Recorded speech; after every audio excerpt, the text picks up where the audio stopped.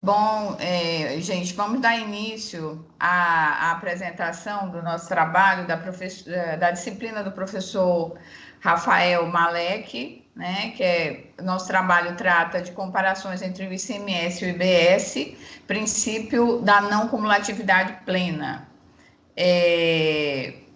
Mestrado FUCAP, com os colegas Antônio Matias e Gabriel. A gente vai tratar inicialmente.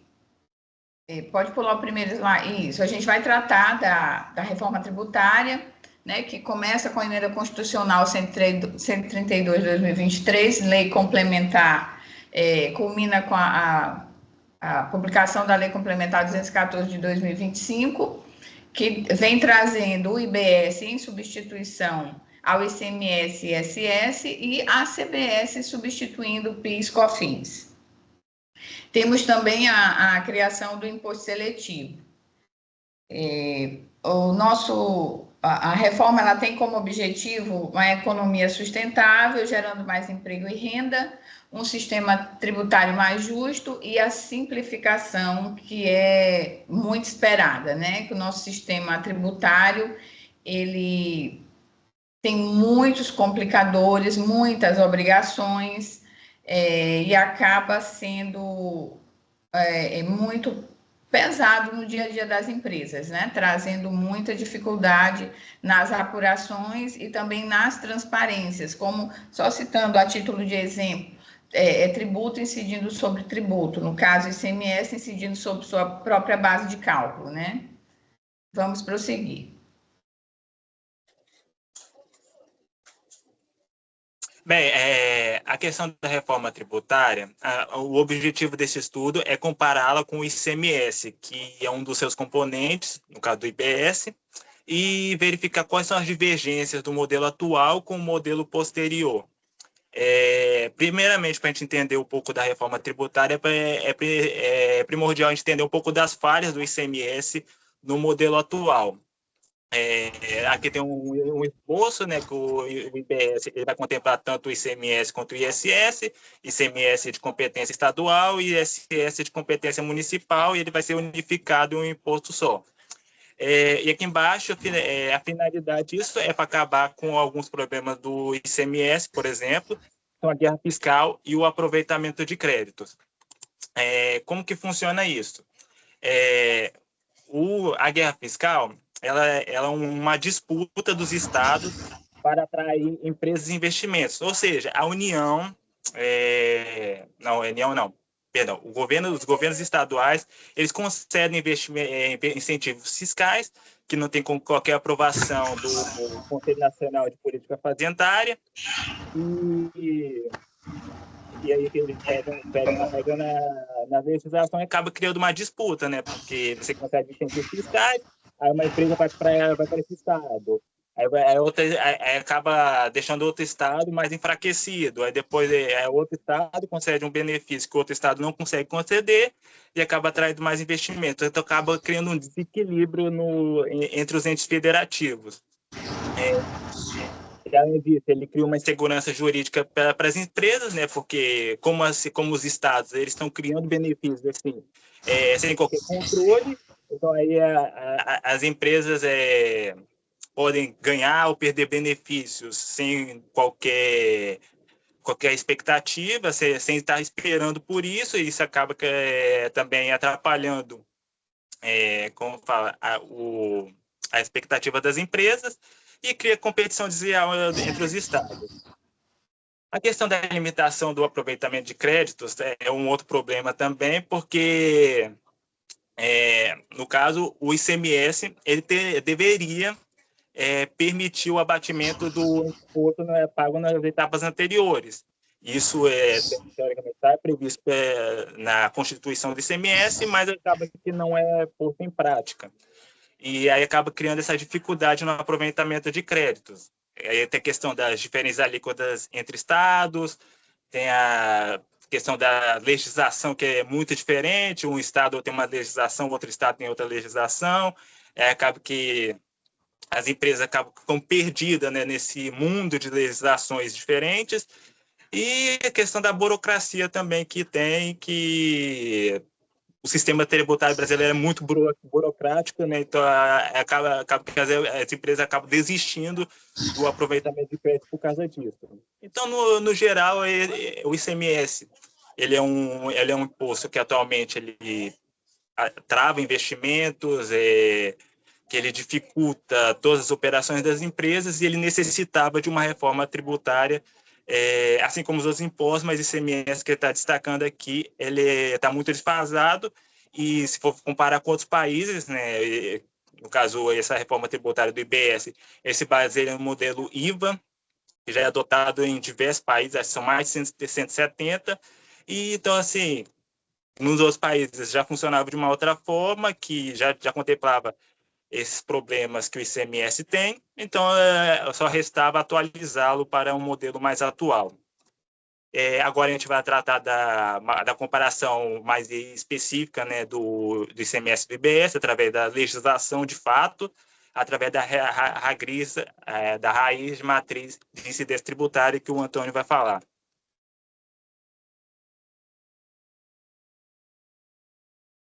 Está sem som, Antônio Matias.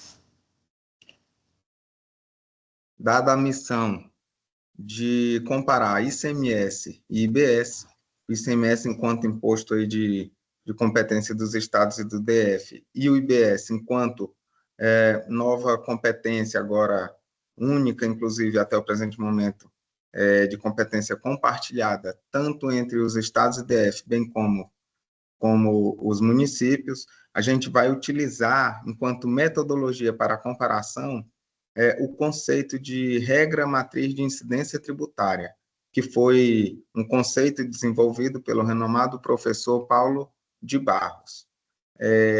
Então, ele conceitua a regra matriz como sendo uma estrutura normativa que tem por objetivo organizar e estruturar de uma forma lógica os critérios que determinam se um determinado fato que ocorre no mundo real ele é apto ou não a gerar uma obrigação tributária no âmbito do direito tributário.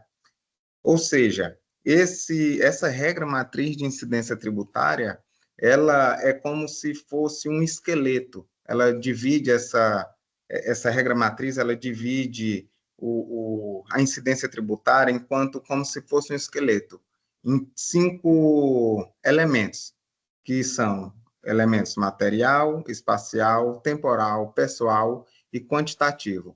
Então, a partir de agora, a gente vai fazer essa comparação passando por cada um desses elementos, trazendo o ICMS e o IBS. Pode passar. Quanto ao elemento material, ou seja, sobre o que pode incidir o imposto, o ICMS, principalmente, nós já sabemos, uma vez que ele é desde aí a Constituição de 88, já tem um bom tempo no nosso ordenamento jurídico, a gente sabe que ele incide sobre operações relativas à circulação de mercadorias, prestações de serviços de transporte, que sejam aqueles interestaduais e intermunicipais, fornecimento de mercadorias com prestação de serviços, quando a Lei Complementar 116 assim permitir, ainda sobre entrada de mercadoria ou bens importados do exterior, no caso da importação, serviços também prestados no exterior ou cuja prestação se tenha iniciado no exterior, que seria uma hipótese aí de importação de serviços, e ainda, por fim, entrada no território do Estado destinatário de petróleo, inclusive lubrificantes e combustíveis líquidos e gasosos dele derivados, e de energia elétrica, quando não destinados à comercialização ou industrialização, pois essa última hipótese de incidência é justamente quando aquele produto, no caso, lubrificante, combustíveis e outros demais que aí estão expostos, eles são destinados ao consumo, sendo tributado no ente federado de destino. Pode passar. Ainda sobre o aspecto material, ou seja, sobre o que o imposto pode incidir, agora vamos tratar do IBS, Imposto sobre Bens e Serviços, previsto agora na reforma tributária. Então, as hipóteses de incidência são compra e venda, troca ou permuta, dação em pagamento e demais espécies de alienação, locação, que inclusive era uma hipótese em que não havia incidência nem do ICMS nem do ISS, agora vai ser hipótese de incidência do IBS. Licenciamento, concessão ou cessão de direitos, mútuo oneroso, doação com contraprestação ao benefício do doador, instituição onerosa de bens, de direitos reais, arrendamento, inclusive arrendamento mercantil, e a prestação de serviços. Então, em suma, sob o aspecto material, o que distingue o ICMS do IBS é que o IBS, como bem a doutrina aponta, ele tem uma larga base de incidência, ou seja, ele vai permitir a incidência sobre não somente mercadorias ou serviços como era o IBS, mas sobre bens. Aí entra também uma outra discussão interessante do que vem a ser bens e o que vem a ser mercadorias. Bens é um conceito bem mais amplo, mercadoria é aquilo que necessariamente está disposto, está disponível para a venda. Bens, não. Então, a partir desse cenário, a gente observa que o IBS ele tem uma hipótese de incidência bem maior do que o ICMS, pois, em suma, o ICMS ele prevê a incidência sobre mercadorias e alguns serviços. Em contrapartida, o IBS prevê sobre bens, sejam eles materiais ou imateriais, cessão de direito e prestação de serviço, dentre outras hipóteses. Pode passar.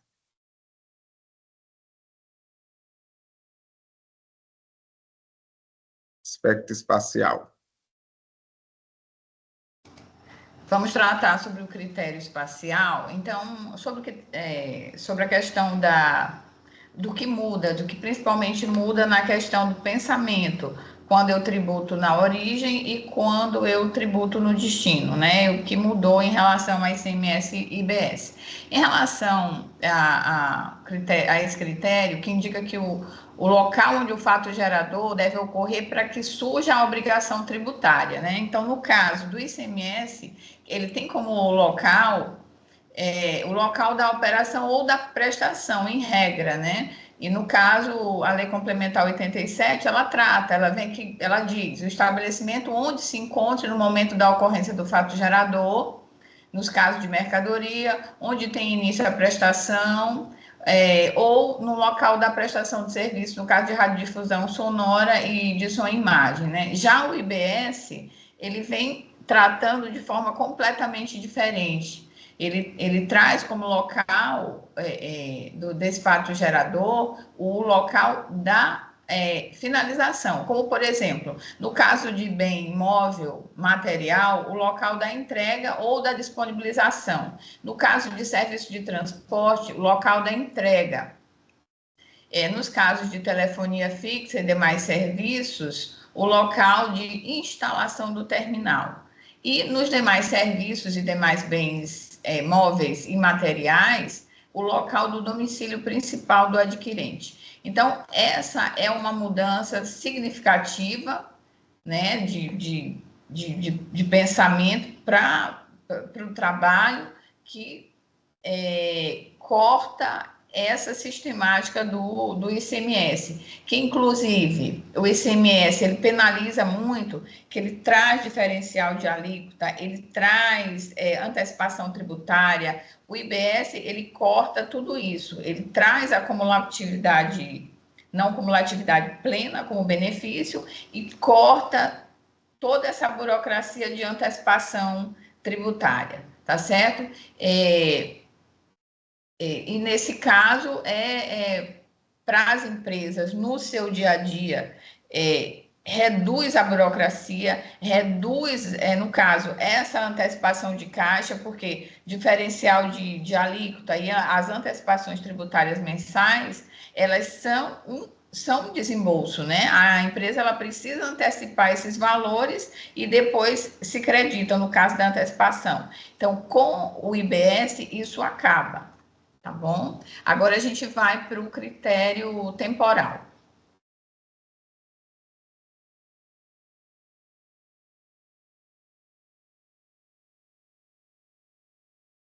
Opa!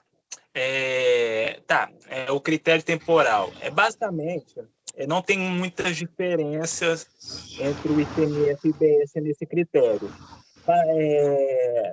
no caso do ICMS, o critério temporal para ele é o momento que nasce a obrigação tributária, o fator gerador.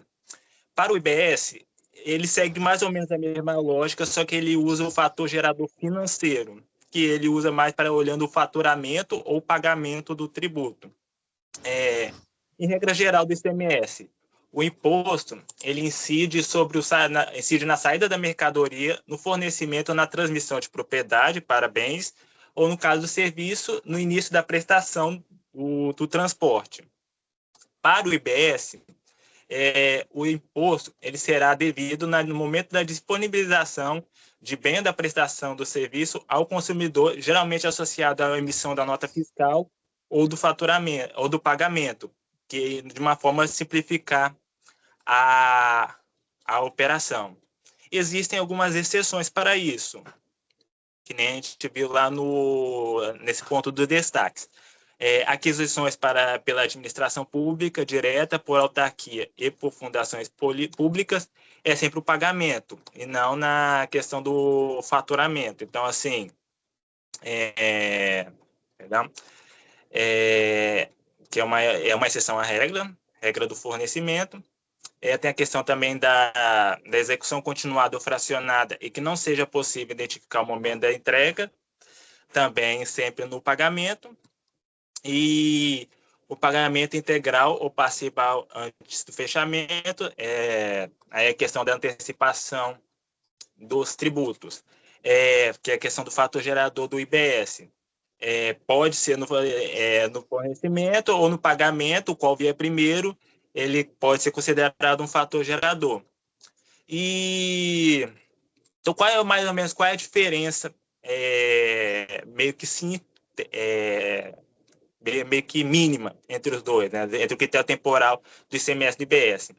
O ICMS ele vincula-se mais ao trâmite físico da mercadoria ou início da prestação, e o IBS ele tende a se apoiar na operação econômica ou no faturamento, trazendo maior padronização e menor risco de questões de divergência, em suma, deixando o processo mais claro. Agora vamos para o próximo, que é o critério pessoal.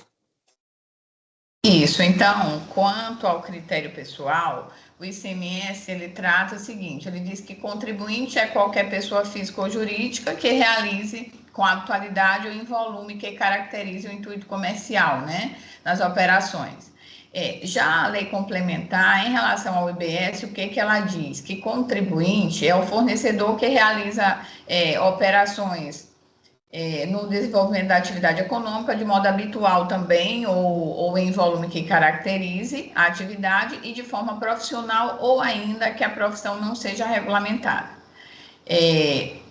E prevê também uma ampla sujeição passiva enquanto contribuinte do IBS, englobando não somente os casos em que a pessoa realiza operações ou prestações com habitualidade ou em volume que caracteriza intuito comercial, mas também demais hipóteses de incidência.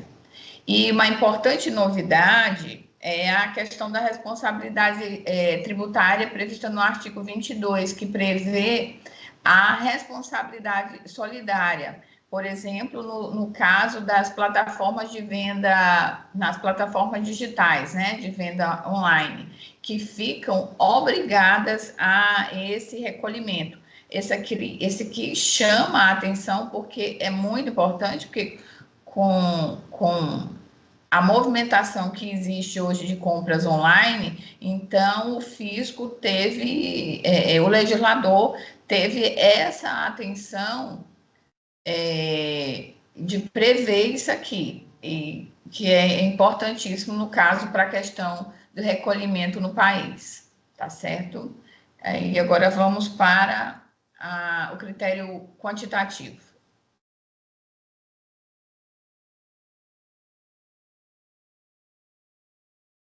Pois bem, sobre o critério quantitativo, o professor Paulo, em seu conceito do que vem a ser a regra matriz de incidência tributária, ele divide o critério quantitativo em dois, alíquota e base de cálculo. Nós vamos explanar, tanto quanto alíquota e base de cálculo, mas também quanto ao princípio da não cumulatividade plena, que foi previsto para o IBS através da reforma. Inicialmente, sobre a alíquota, a gente nós percebemos que houve uma grande simplificação, pois o ICMS, enquanto um imposto de competência de 27 unidades federativas, ou seja, estados e IDF, ele tem uma grande variabilidade no que tange à alíquota, pois cada estado, bem como o DF, tem autonomia para prever a sua respectiva alíquota. Ou seja, inicialmente nós temos 27 possibilidades de alíquotas. E, além disso, dentro de cada unidade federativa, nós temos várias outras possibilidades, a depender da operação e da prestação. Exemplo, itens da cesta básica, como arroz, feijão, farinha, eles costumam ser tributados com uma alíquota menor, menos gravosa, enquanto que produtos e bens que não sejam essenciais, aí já pendendo um pouco para a discussão do princípio da seletividade, esses são tributados com a alíquota mais gravosa. Ou seja, dentro de cada estado, bem como do DF, nós temos várias alíquotas distintas, a depender da mercadoria ou do serviço lá de transporte, por exemplo, interestadual ou intermunicipal. Enquanto que o IBS, que vamos tratar, aliás, retornando, além dessas alíquotas, dessas várias possibilidades, ainda temos a alíquota interestadual, as alíquotas interestaduais previstas pelo Senado, alíquotas de importação, cada estado prevê a sua, o diferencial de alíquota, o famoso DIFAL, que é justamente a diferença entre a alíquota interna do estado de destino, menos aquela alíquota interestadual prevista pelo Senado. E ainda um outro tipo de alíquota, que são as alíquotas interestaduais com mercadorias oriundas de importação.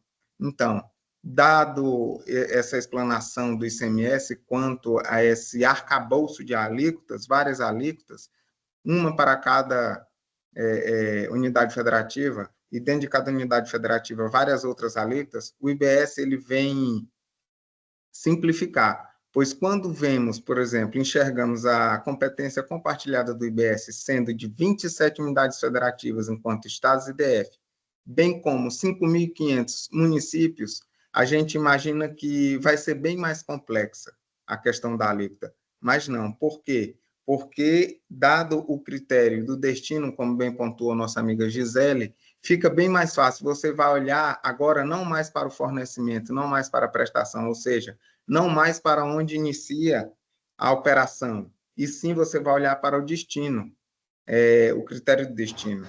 Então, se uma determinada operação ela tem como destino um município A, você vai olhar tão somente aquela alíquota. Você não vai precisar, por exemplo, olhar para a alíquota interestadual, ou então ver o DIFAL, a alíquota interestadual com mercadoria oriunda de importação, não.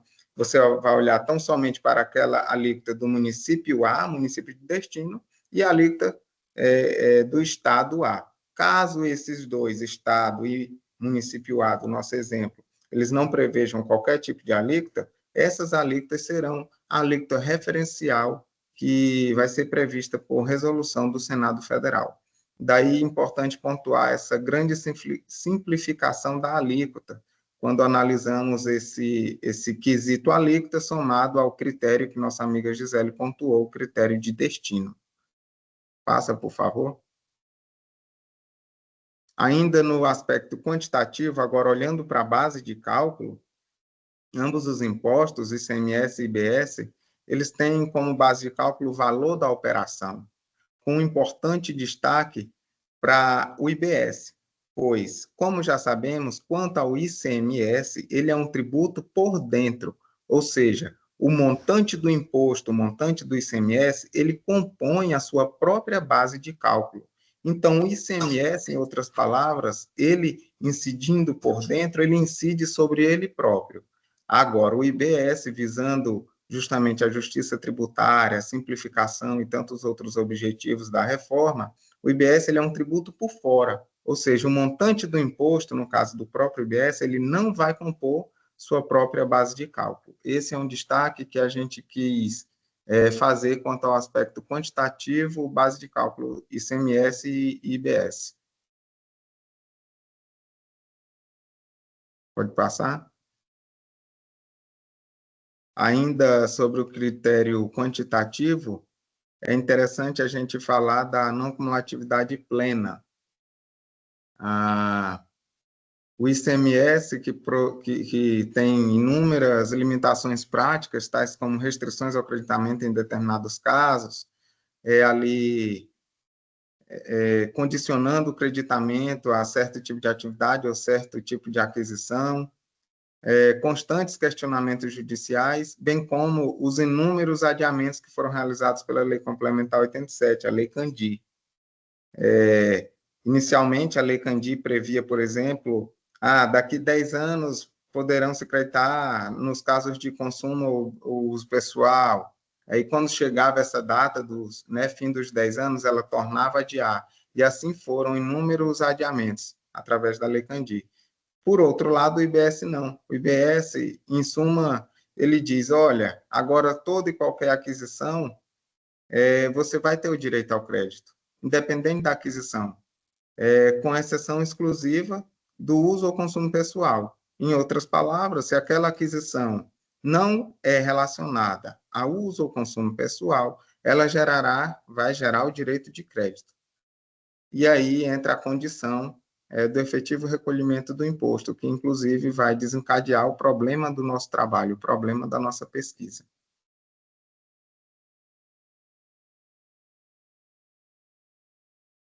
A nossa discussão, o problema em que nós procuramos pesquisar, a respeito do direito ao crédito condicionado ao efetivo pagamento do tributo. Em outras palavras, o IBS ele tem o que a doutrina chama de não cumulatividade plena. Como acabei de falar, toda aquisição, exceto aquela para uso ou consumo pessoal, toda aquisição, ela vai gerar o direito de crédito. Porém, esse direito de crédito, ele é condicionado ao efetivo pagamento do tributo. Ou seja, um exemplo prático, se A vende para B, B tem direito àquele crédito quando da compra de A, entretanto, condicionado ao pagamento do tributo. Geralmente, condicionado, logicamente, ao pagamento do tributo por A. Então, é como se o adquirente, no nosso exemplo, o B, ele ficasse à mercê da boa vontade do pagamento do tributo pelo fornecedor A. Diante dessa problemática, nós debatemos e levantamos 3 soluções. A primeira, sob a ótica do legislador, que efetivamente, na realidade, já acontece hoje com o ICMS, seria permitir o creditamento do imposto sobre bens e serviços destacado na nota fiscal, ou seja, aquilo que foi cobrado, aquilo que foi escriturado, aquilo que foi destacado na nota, no documento fiscal, e não aquilo que fora efetivamente pago de tributo. Sob o ponto de não transferir essa obrigação que é típica do fisco, essa obrigação de arrecadar e de fiscalizar, sob pena de transferir essa responsabilidade para o adquirente. E aí os colegas vão falar sobre as demais propostas. A gente tem como segunda proposta, que seria sob a ótica do Comitê Gestor do IBS da CBS, disponibilizar mecanismos de consulta para o adquirente verificar se o fornecedor é um bom pagador ou não. Na verdade, o que a gente queria colocar é que o Comitê Gestor, ele dispusesse alguma forma de dizer, esse fornecedor, esse contribuinte, ele está adimplente. Porque, mesmo que a empresa peça uma certidão negativa para saber se o seu fornecedor está regular com os pagamentos dos tributos, essa certidão negativa hoje, a certidão conjunta, a validade dela é de 180 dias. Então, se eu tenho uma certidão que já tem 2 meses, por exemplo, não me garante essa informação. Então, aqui a nossa proposta é que o comitê gestor facilite essa consulta, porque você ficar responsável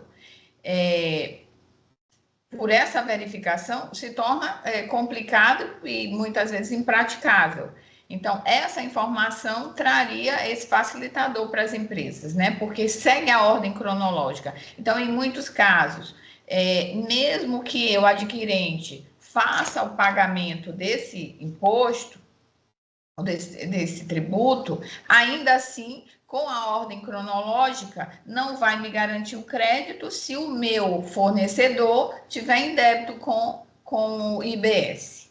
Então, a gente sugere essa disponibilização pelo próprio comitê gestor do IBS da CBS da situação de inadimplência ou não do nosso fornecedor.